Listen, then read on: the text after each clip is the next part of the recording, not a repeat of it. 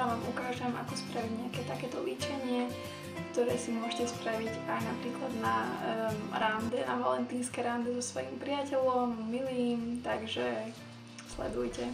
Takže dnešný proces začíname s podkladovou bázou od značky ELF, ktorá mi pekne rozjasní pleť a po prípade zneutralizuje nejaké flaky. Pekne si ju porozotieram po celej tvári a potom si aplikujem make-up.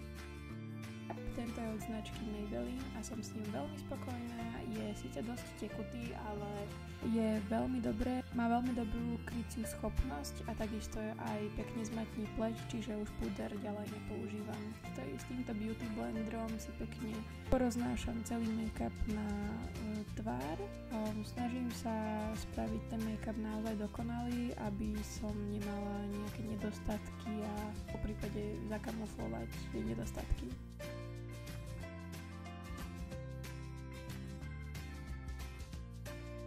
Ďalej pokračujem s korektorom na podočné kruhy, takisto si to pekne zblendujem s touto húbkou.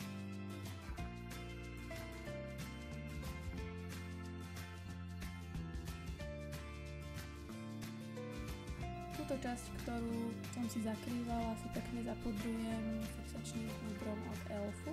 Pokračujem s bázou, podkladovou bázou podočné tiene od Essence, ako aj zvyknem.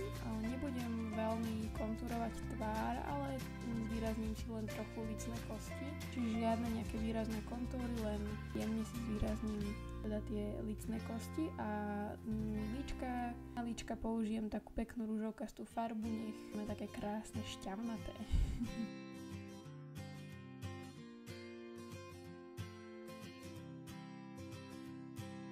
Tak a prišiel čas na moju najobľúbenejšiu časť a to je rozjasňovanie. Použijem rozjasňovač od značky ELF. Opäť je krásny a nádherne sa z neho lesknem.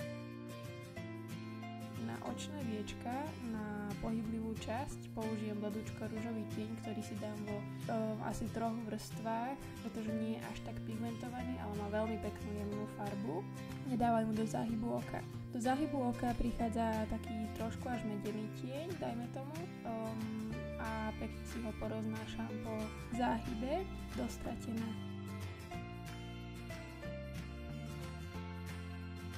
A presne tento tieň od značky Catrice si nanesiem do kútikov oka, ktoré nám krásne rozjasní teda to oko a trošku ho posuniem do také asi štvrťky pohyblivého viečka. A táto super vecička je rozjasňovač, ktorý som ale použila tentokrát aj na očné viečka a budeme ich mať také zaujímavé lesklé. Opäť si beriem takýto tieň v tmavšej verzii a opäť zasahujem do tejto do záhybu oka a s tmavším tieňom idem pracovať na dolnom viečku. Biely tieň si dávam pod obočie na také rozjasnenie tiež. No a ideme na linku. Líčenie som teda volila, teda tiene som volila jemnejšie, jednoduchšie, aby sme to mohli teda zvýrazniť linkou. Takže urobíme si takú sexy mačaciu linku, tak ako som vám vysvetľovala v minulom videu. Najprv si spravím teda linku len na to viečko pohyblivé a potom si ju potiahnem do takých zobáčikov.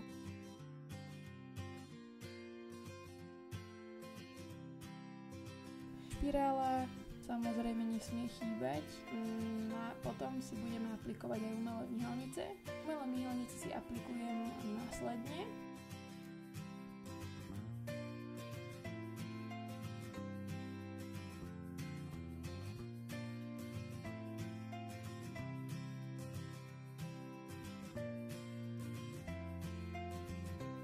A to tak, že ich začnem aplikovať najprv na stred pohyblivého viečka, tesne nad myhalnice a potom pekne po stranách nalepím. A pokračujem s perami, najprv si ich trošku hydratujem s balzamom na pery a pekne ich obkreslím tvár pier kontúrkou telovej farby, je to taká jemná farba.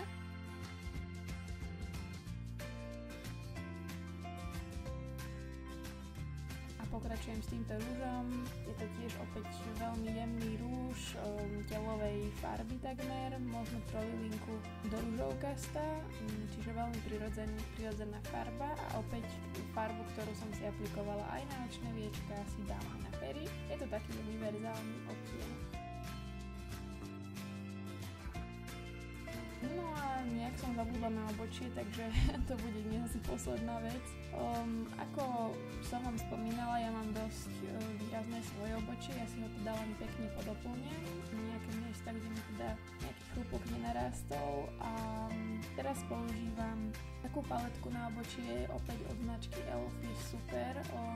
Tieň, ktorý si dávam, je také gelovitej štruktúry, čiže aj super drží. Tak si len dotvarujem možno to obočie, nerobím si ho nejaké veľmi tmavšie.